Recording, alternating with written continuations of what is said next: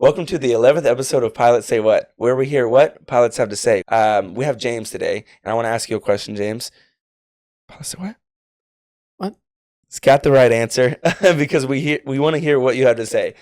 So James works here at Thrustlight as well, but I want to let James introduce himself just kind of briefly, if you don't mind. Yeah, sure. Yeah. So, howdy, I'm James Halapask. I'm one of the assistant chief flight instructors here at Thrust. I've been a flight instructor here since November of last year, and I was also a student here starting in April of last year. Oh, so April of 2023, you became a student here? Yep. Did you start with your private, or did you start fresh? Zero time. Okay, the reason I say this is because it sounds like you moved kind of quickly. Yeah, pretty decently quick. Yeah, okay, great. What I wanted to start off by asking is something about, you mentioned you were in the military before? So I was out of high school in 2013. I joined the Marine Corps Reserves right after. So graduated. It was like the next day or the day after I left for boot camp. Yeah. And I've been doing it for 11 years now. Oh, you still in the reserves? Still in the reserves. Oh, that's great. I thought it was a past tense thing. My friend, literally one of my best friends, he joined the Marine Corps Reserves as well. And I think it was 2014 though. But so I'm only a little familiar, but he's out now. He's Gotcha. in for maybe eight years or so. What does that look like? Do you have to go for training periodically and things like that? Yeah, so everybody kind of knows the saying, well, it's once a month and 2 weeks out of the year. Yeah. And so my 2 weeks is coming up sometime in July or August at this point. But yeah, once a month I go to NAS JRB Fort Worth, Yeah. which used to be Carswell, if anybody knows that from back in the day. Oh, really? Okay. So, did that have anything to do with you being in aviation now, having that background? Kinda, yes. So the real nerds will know what I'm talking about, but I work on TACAN in the Marine Corps, which is a VOR, as everybody else would know it. And so basically from day one, I've always worked around aviation, so air traffic controllers, around C-130s, and it's, I just can't get away from it, and kind of no matter what I do, I just end up being surrounded by planes. And so at some point you found yourself saying, well, maybe I should get my pilot license? Is that kind of how that went? Kinda. And so after college, really, I never graduated. I deployed in 2018 or 19 in my last semester of college. And when I came back, the FAA offered me a job working on radar systems here at DFW Airport. Okay. And well, that only made it worse because now instead of seeing, cool military planes flying, I drive to work every day and see the jets flying. And that's pretty cool. Yeah, and after about 3 years of doing that, I said, man, wouldn't it be way cooler to be in one of the jets? Yeah. And so asked my wife, she said yes, and here I am. The wife signed off? Yeah, 100%. That's the only reason. Did you have to sell it to her? Yeah.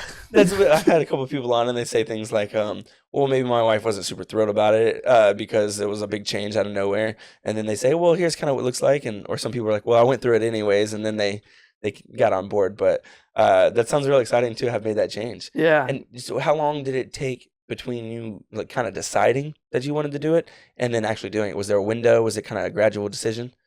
Yeah, it was a period of about 3 weeks. Yeah. Right. I'm a big spreadsheet nerd, so I'd been realized, hey, the pilot short's going on. Like, hey, maybe there's an opportunity for me to make the leap. Put all the numbers on the spreadsheet. Said, hey, I want you to look at this. I think I can do this without, putting us into bankruptcy. And she said, okay. Made a plan. Yeah, that's a lot of numbers. It's a shame I'm not reading them. Yeah, you win already. Exactly. Like, yeah, you're already in. And she's like, well, at that point, I'm not going to read through it. Yeah, but I mean, that was the huge deciding factor, having a really supporting partner behind me the whole thing. That's awesome. That's really awesome. One thing you mentioned a moment ago was, just because, maybe this is a personal curiosity, because my friend got deployed in 2019-ish, and it usually had to do with the quarantine thing, and he had to go to California and help on board some people who were coming into the Marine Corps still. What were you doing? Did you get deployed for anything specific? Yeah, so it was Special MAC TAF 19 something, and that was, we went in Kuwait and then would hop in and out of Iraq, but we set up mobile air traffic control facilities. So essentially it's the crisis response force, so we were on call, but the period that I was there, absolutely nothing happened. It all happened before I was there and then immediately after I left. So man, well, I don't know if that's good or bad, but I'm glad you're doing good and here in the States and you're here at Thrustlight with us. So thank you. Well, now that you're here at Thrustlight, you said you're a chief instructor? One of the assistant chief instructors. Okay, I just want to make sure. What does that kind of look like? I mean, how does it differ from being a CFI, like the rest of the CFIs? Yeah, sure. And so as a CFI, my whole job is to take care of my students, right? Well, as an assistant chief, my job is now to take care of the flight instructors that are taking care of their students. So I really enjoy it, because now, as being responsible for, just a couple people, now I'm responsible for a couple more people who are responsible for a couple more people on top of that, right? Yeah. So it's really important for me because I get to care for a lot more people and make sure that everybody's getting what they need. That's nice to be able to kind of oversee things and make sure that a system that you respect is still moving well. So when you were a student here, was there maybe a CFI or an assistant chief instructor or something like that? Someone who you remember being like, I want to kind of operate something like that? Oh, 100%. So the Yeah. guy that did the majority of my training is actually the chief flight instructor now. Okay. And so it was kind of like I was being molded for the position from the start. Okay. He saw something in me, taught me to fly, and then just kept building me up from there to exactly where I'm at now. Yeah, yeah. And so when you got so it's right after you finished the ZTA program, you went straight into applying as a CFI and you started working at Thrust Flight. Did you always plan on being a CFI here as to get your hours? Oh, 100%. Yeah. Have y'all ever flown in an airplane without air conditioning before? I have not. I'm in a car, but it's not the same. Having done it a couple times, I could tell you that I was going to do literally anything I could to instruct in airplanes that had air conditioning. This Okay. is the only place I've ever heard of that has training airplanes with air conditioning. Oh, So, really? yeah. I didn't understand that it was that rare until recently. Oh, yeah. It'd be easier to list all the planes that have air conditioning rather than all the ones that don't. Okay. Because Yeah. literally they don't. Wow. I can only imagine being in the air, sweating, and you can walk outside in Texas in the summertime, just, maybe to your car and to your home and back or something. Let's say you live in apartments or you're walking through a parking lot. You can kind of feel a little woozy after the walk Oh, yeah. if you're in the heat too much. Now I know heat maybe changes a little bit when you get up there in the altitude, right? But I can only imagine flying a plane in a scenario like that. So yeah, well, Yeah. I'm glad you got your AC like you asked for. The Piper Archers have. Don't other planes have AC? Is it something that someone has to decide when we order the plane? Is it just like a trim, a spec choice? Exactly. Yeah. So it's more of the leisure thing. So you'll see some small planes with air conditioning, but really not until you start to get, King Airs, much larger, more business Okay, type gotcha. aircraft. So even flight schools in Texas, it's still not that common to have AC in them? Oh, yeah. That's just I'm just trying to. So my first two vehicles didn't have AC, and I know again I'm not in the air where I can it's a lot more scary. But I just remember I would take I think 3 changes of clothes per day with me, and I would actually ride around shirtless so I wouldn't sweat out a shirt when I didn't have to. And I know it was kind of ridiculous, but I was like 19 in an Acura and like an old Acura, and I was just like, man, I don't know how people do this. So yeah, I'm not flying without AC, I guess. Yeah, well, growing up in Texas, my only rules were it's got to have air conditioning, it's got to have cruise control. Besides that, that's all, because Texas is so big. All right, well, now that you're a chief instructor here, I don't know if you have any plans, if you have an idea of how much longer you're going to be around at Thrust Flight before you start moving on. Do you have what's next for you? Yeah, so Thrust Flight is growing and growing, rapidly, right? Mm-hmm. So getting those opportunities to help that growth and nurture and mentor instructors to be able to, take what they've learned here, apply it in a totally different flight environment. That's really exciting to me. Yeah. So I'm planning on sticking around for a while just to help that expansion process, right? Yeah. You seem integral to the process here, and I do see that we're growing a lot. What are some things? Are there anything that you could noticeably off the top of your head, some ways that Thrust Flight has changed since you've been here? Yeah, we've got a lot more planes than when I started. Holy moly. And so with a lot more planes comes a lot more maintenance, right? And that is one thing that Thrust is really good at, is the turnaround time on maintenance. They can take something in for an oil change and it's only blocked out for one period. Right, hits the line right again. I see some of the schedules sometimes when I'm trying to figure out what CFI I'm going to have on the show or that I want to film with, and you can see the maintenance schedule too. And I've seen so many online forums talk about their school and their planes being out from half of them at least being out for maintenance, and I'm like, oh, that must be common. But when I started seeing our schedule once I got access, I could see that. It seems like literally such a small number are out at a time, and when they are, they're usually out flying again quickly.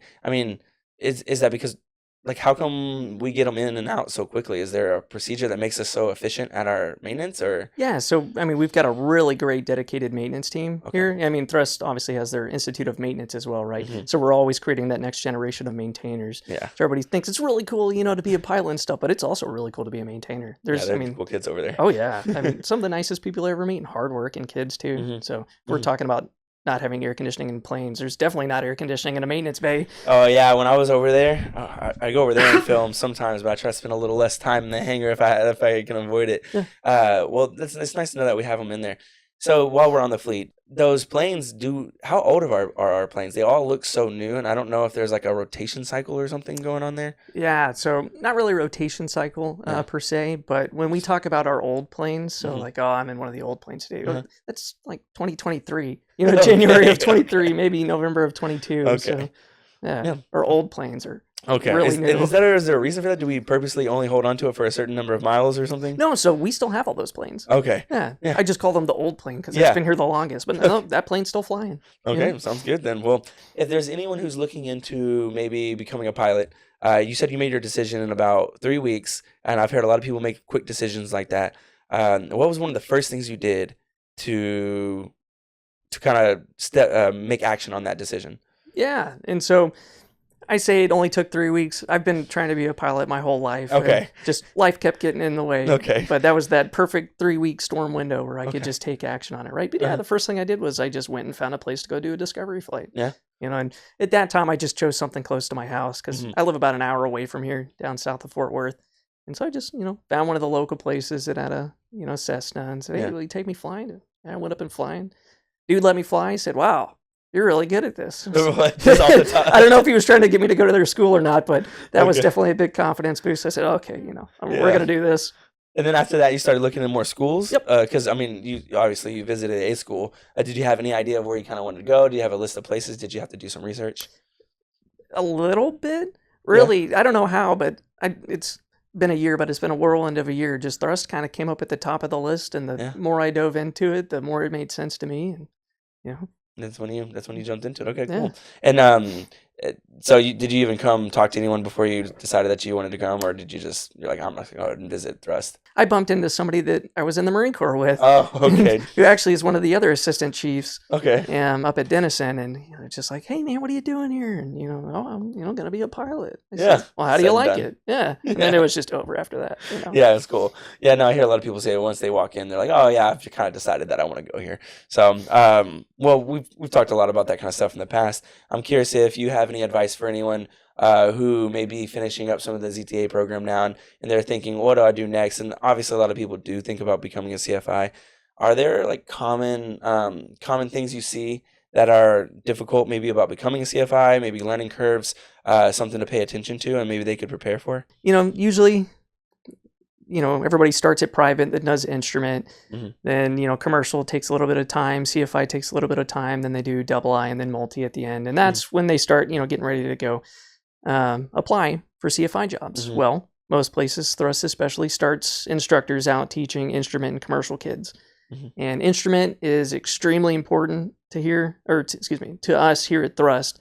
And just having been separated from instrument for 6-7 months at a time, like some of that stuff wears off if you're not using it every day.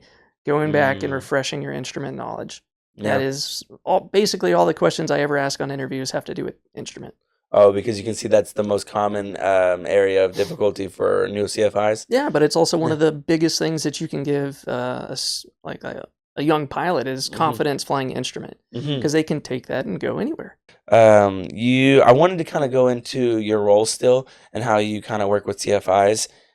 So when new CFIs come in, you work with them, right? And then after that, you're still kind of helping manage the CFIs. In what ways are you able to kind of help CFIs improve in their role here? So bringing it kind of from experience in the Marine Corps, like your job isn't just to, hey, you pick up this sandbag and carry said sandbags, somewhere else, right? It's to develop them as a person, as an instructor, right? And so we have monthly meetings, they're team meetings, right? So each assistant chief has a team, and then that team is full of instructors, right? It goes beyond that even, rather than just talking to somebody once a month. It's, hey, here's my number, here's a group chat, whatever problem, whatever question you have, my phone never goes on silent. My wife hates it, but people will call me and say, hey, here's what I'm experiencing, or here's what I need help on. Like, what do I do? And so it's being that point of contact that they can rely on to pick up the phone and, go from there. And then eventually over time, they've, asked all the questions, or you've given them the answers or the sources to find said answers. And then, now they take that and now they're answering questions for other people. I see. I texted one of my instructors yesterday. Somebody had asked a question, and she had immediately responded. I said, "I am the proudest." Yeah. Oh, okay, that's great. What's cool is one of my jobs, at every job I've ever gone to, anyways, I usually find that one person I like to go to. And it seems like you're able to be kind of someone in that role where they know they can go to you and ask you a question and at least get pointed in the right direction. And I think that having people like that at any organization is usually really essential for the rest of the operation. Because I think resources, not everyone has the highest skill in finding the resources they need. And just being an available resource really changes, I think, the way a lot of places run. So Sure. And I hear your name. People say they go to you all the time. So it's nice to hear that you can be that for people. Do you have anything to say about the fleet? Anyways, I want to say, do you have anything to say about what makes the Piper Archers different and why they would be good for training? Yeah, they're incredibly stable. Okay. And so really the two big trainers in most places are the Cessna or some variant of the Archer, right? And whether it be a Cherokee or Warrior or something like that. They're extremely fuel efficient, I guess, relative to some other very fuel efficient airplanes, right? But the stability is kind of the important part. Yeah. They do great with crosswinds. They do great in bumpy environments. I mean, just across the board, it is an extremely stable, easy to fly airplane. So you could get yourself into some trouble, basically let go of the controls, say, Jesus, take the yoke, and then kind of come out of whatever you need, whatever's going on, right? Are there common mistakes or learning curves that you see happen in students' heads when they fly? Again, I know you're not flying with them as much as these days, but even when you bring a CFI in, I'm sure you could maybe see some of those similar light bulbs. The first really, really big one would be rudder usage. You don't just use the rudders to steer, you use the rudders to stay coordinated, and it can be really fun being up in the plane with somebody that just doesn't, their feet aren't as active as they should be, and so every time they make a turn, tail of the airplane goes like this, and you're sitting in there. Because they're using the yoke mostly? Yeah, instead of the rudders, so it stays uncoordinated. That's a lot of fun. Okay. My big thing that I harp on is pitch power trim.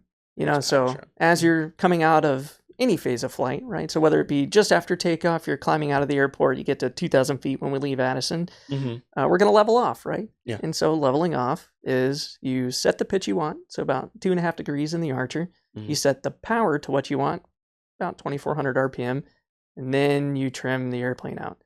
You'll see a lot of times these people that go trim, power, pitch. Yeah. And so they'll trim it to try to get the pitch to go to where they want, and then they'll adjust the power to hold it, and then they let go of the controls and the plane just goes, Yeah, but the other way around makes it to where that it stays stable more afterwards. Yeah, exactly. And putting in a different order is what's going to help a lot of people out anyways. Exactly, because you set the pitch, you set the power to maintain that pitch, then you trim out the control pressures. It's going to stay exactly where you just left it.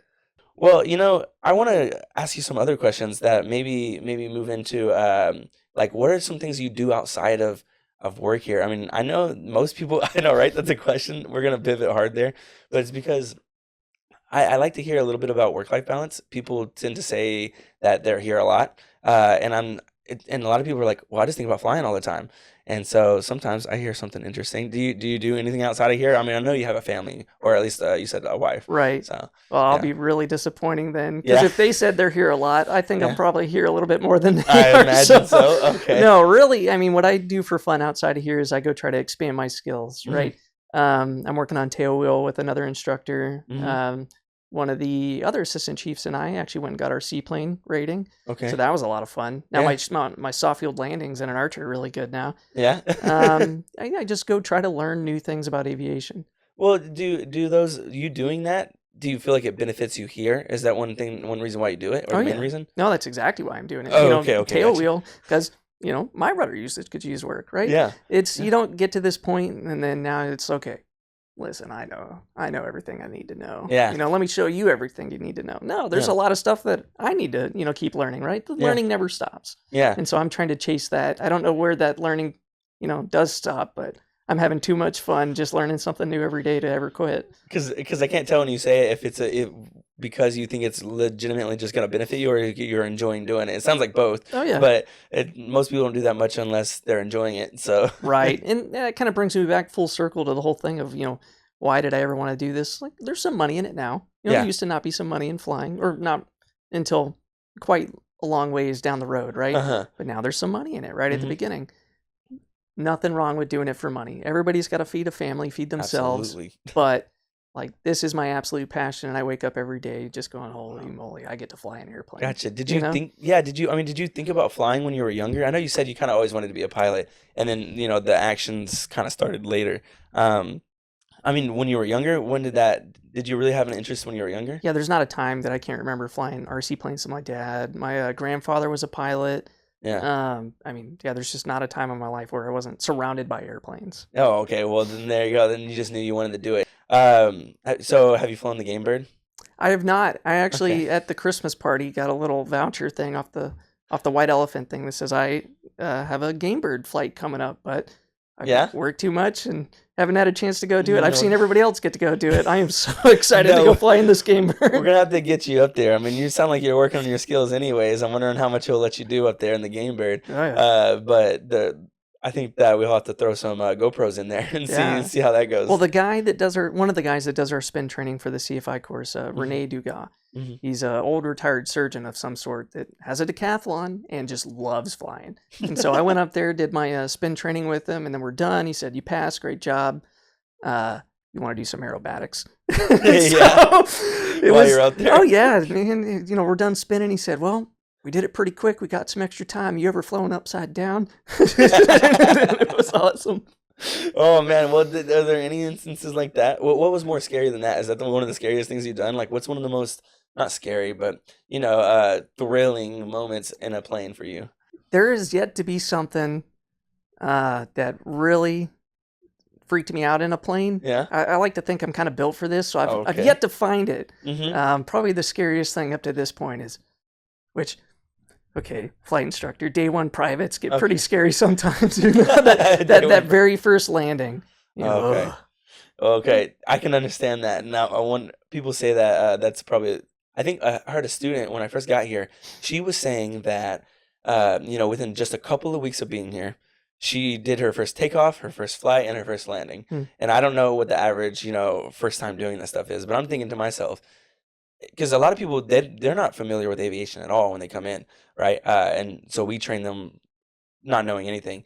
I'm imagining coming into the school and then being tasked with landing a plane. And I'm like, that has to be probably the biggest step forward to me. Is there any tips on people who are maybe needing a little help on their landings? Help on their landings, yep. I know there's a lot of tips there, I'm sure, but it's general. Sure. But. So the biggest and the best thing that you can do for yourself is the landings. So that last part when you're on final, you're coming over the runway, that is absolutely the wrong time to have a good landing. Yeah. Good landings start when you're abeam your touchdown point. If you're at 90 knots on the money at TPA, you pull that power back to 1500, put those flaps 10, pitch for 85. That is where the good landing starts. So y'all hear that? If your first landing is coming up soon, just at least partner with someone and then say, hey, what are my key indicators of whether or not I'm in a good pattern right now, right? Yeah. Something like that. And that's the best part about thrust that I like the most is that, you've got your primary CFI, you've got your, ground instructor and all that, but at the same time, you can go out there and you'll find basically from 6 a.m. in the morning until 9 o'clock at night that there's groups of students out there, studying, working. And it's not just all the privates are clicked up together, all the commercials. No, it's, okay, hey, there's some CFI candidates, and they're just chomping at the bit to teach somebody something. Yeah. And so, hey, I'll always, private come up and ask me a question. I said, do you see that guy over there? That guy's a brand new CFI. Go ask him this question and see what he does. And they'll walk over there and ask him, and then you see that, guy that just passed their CFI go, let me teach you something, and that's, I love that. All right, well, we're going to wrap up there. I mean, we kind of breezed through some things there, but what I liked there was that we have a lot of value from someone who takes flying very seriously. I wanted to ask you before we leave, though. I know you're planning on sticking around for a while. It seems like you're enjoying your current job. Do you plan on going on to the airlines at some point in time? I'm never going to say no to any flying opportunity, right? But I would really like to end up flying a King Air, maybe a business jet. Haven't done a little bit of that stuff on the side. It's really, really cool to go meet, the people you're going to fly, and they say, hey, we're going here today. And then you, the pilot, get to figure out, how am I getting there? Do I Yeah. have to file? What altitude am I going to fly at? Like, it's Okay. real flying that you get to figure out on your own. It's not a, here's a dispatch ticket. Please bring this Oh. bus full of people to other place. Well, kudos to where you're at, and good luck with where you're going. And I'm glad you're sticking with us while we continue to grow, because it seems like we're making a lot of moves right now. Thank you, James, for joining in on Pilots Say What. This is the 11th episode. You know, we're on all the streaming platforms. We're on YouTube. Of course, if you want to know more, you can always at least subscribe, or even just visit our website. Give us a call. We have lots of resources and lots of ways to give y'all as much information as you may need. But as of right now, thank you for joining in, and we'll see you next week.